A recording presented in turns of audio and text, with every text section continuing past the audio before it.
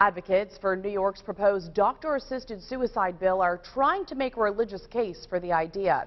Good evening, I'm Jennifer Mobilia. I'm Brett Davidson. In Albany today, dozens of faith leaders, including from Rochester, said compassion demands that terminally ill patients be given the option of ending it all. Live in Rochester tonight, Charles Molyneux reports they're trying to change minds by touching souls. Charles?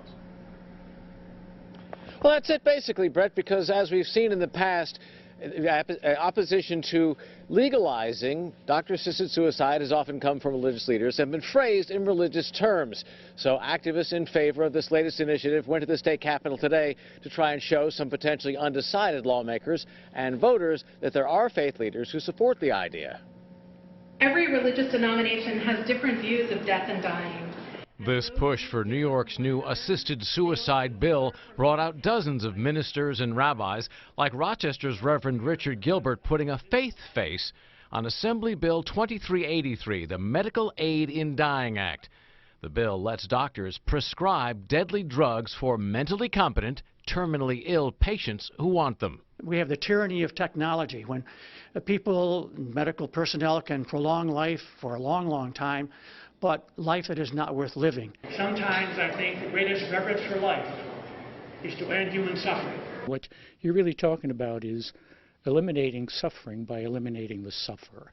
Rochester priest Jack Healy calls doctor-assisted suicide a step across the line for a culture of death.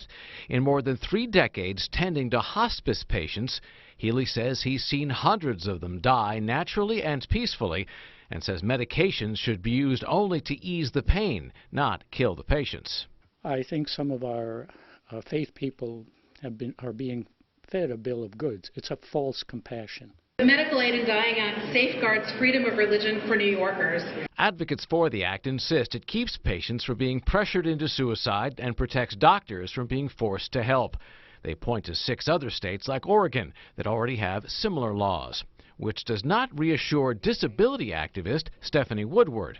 In Oregon, people who are terminally ill are choosing to die not because they're in pain, but the top 5 reasons are all disability related, such as feeling like a burden on others. Gilbert says today's Albany show of faith is part of a long-term education process, pushing the bill forward a little more this session than last. But those of us who have a faith that we should have some determination for our death, that we should be able to make that choice.